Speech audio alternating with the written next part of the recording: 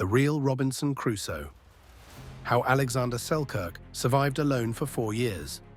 Imagine being abandoned on a deserted island. No food, no shelter, and no way to communicate with the outside world. The only thing you have to survive is your mind, a few tools, and an unwavering determination to live. This was the harsh reality for Alexander Selkirk, a Scottish sailor who, in 1704, was marooned alone on an uninhabited island in the South Pacific. For 4 long years, he fought against the elements, hunger, and the terrifying isolation. His incredible survival story inspired the classic novel Robinson Crusoe, but the true story behind his survival is even more remarkable.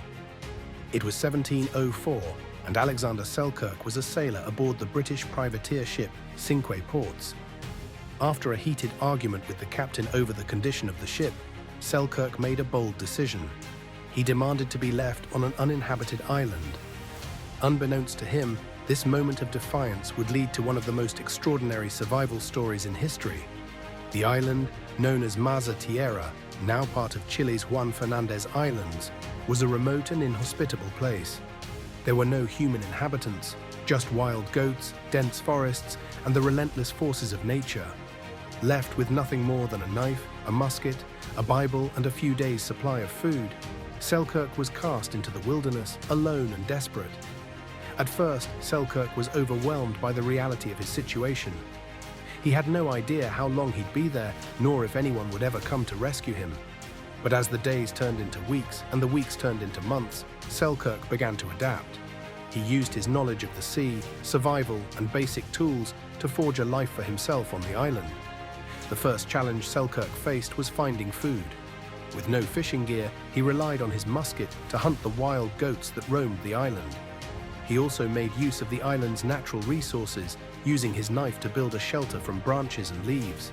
His skill in trapping and hunting evolved as he learned more about the land, and he even domesticated some of the goats he had caught, providing a steady source of food.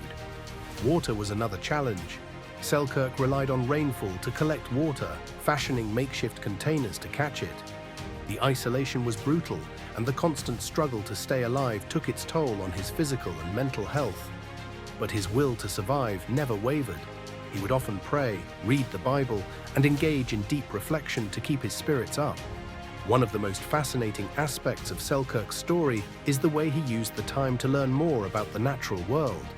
His knowledge of the island's ecosystems grew deeper, and he began to rely on his observations to improve his chances of survival.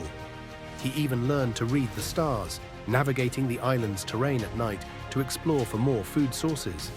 Several months into his isolation, Selkirk was shocked to spot a ship, one of 2 Spanish vessels that came to the island on different occasions. The first ship arrived in 1704, while Selkirk was still adjusting to life on the island.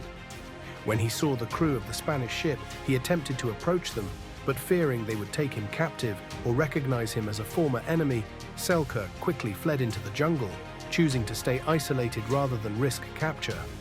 His hope for rescue was dashed.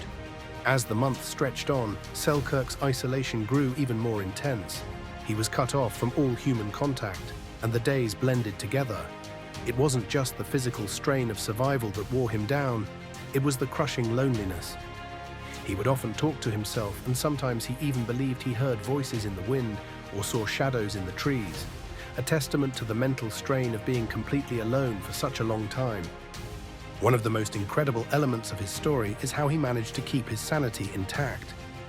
Despite the overwhelming isolation, Selkirk managed to find purpose in his daily routine. He didn't give in to despair. Instead, he channeled his energy into tasks like fishing, hunting, and improving his shelter.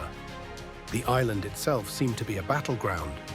The weather was unpredictable, and storms were frequent. Selkirk also had to contend with the dangers of the wild, from venomous spiders and snakes to the ever-present risk of being injured by the very animals he was hunting. The fact that he survived, not just physically but mentally, is what truly makes his story so remarkable. In 1709, a second Spanish ship arrived at the island. Once again, Selkirk saw the ship from afar and hoped for rescue. However, the ship's crew did not come ashore. With no way of knowing whether they were friendly and fearing they might force him to work or imprison him, Selkirk decided to flee once more. This time, his escape was even more desperate. His instincts had served him well, and he trusted them yet again, staying hidden and choosing the safety of solitude over the potential risk of capture. After more than 4 years on the island, Selkirk's fortune changed when he spotted a ship on the horizon.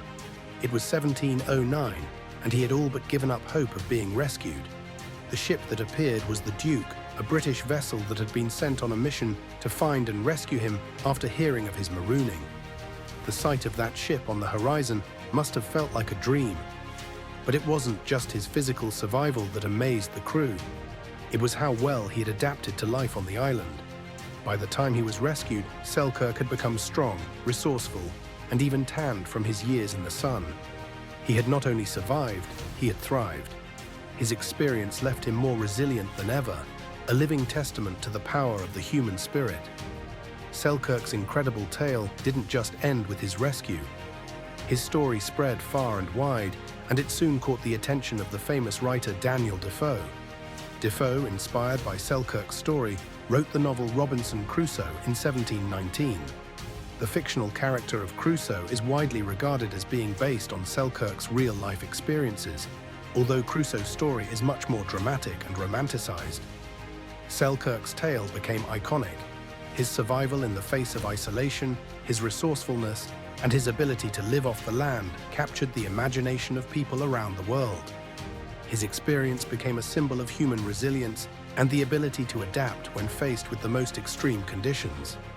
Alexander Selkirk's story is not just one of survival, it's a testament to the power of human will, the strength of self-reliance, and the unbreakable desire to live. He survived on an uninhabited island with nothing but his wits and a few basic tools. His resourcefulness, mental strength, and determination kept him going, even when the odds seemed impossible. Selkirk's story is a powerful reminder that when we face adversity, we have the ability to rise above it, to adapt, and to keep moving forward. It teaches us that with the right mindset, we can survive, no matter the circumstances. Could you survive on an island like Selkirk? What would be your first step in a situation like that? Let us know in the comments below. Don't forget to like, subscribe, and hit the bell for more incredible survival stories. Let's keep celebrating the strength of the human spirit against the odds.